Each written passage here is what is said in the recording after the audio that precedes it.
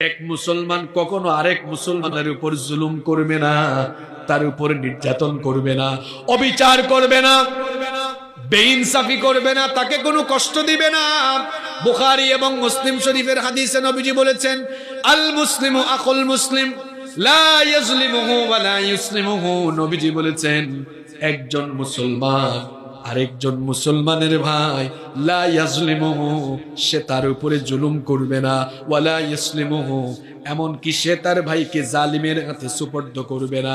কিন্তু আজ আমরা খারাপ হতে হতে এত খারাপ হয়েছে, এতটা নিচে নেমে গিয়েছি, দেখা যায় দুইজন দুই রাজনৈতিক দল করে, শুধুমাত্র রাজনীতির কারণে দেখা যায় একই গ্রামের বাসিন্দা, রাজনীতির কারণে তার মুসলমান ভাই এটা চিন্তা না করে তার নামে মিথ্যা মামলা দিয়ে জেলে পাঠায় দেয়াছে না নাই? এই বুঝি এক মুসলমানের সাথে আরেক মুসলমানের সম্পর্ক একটু যদি ক্ষমতা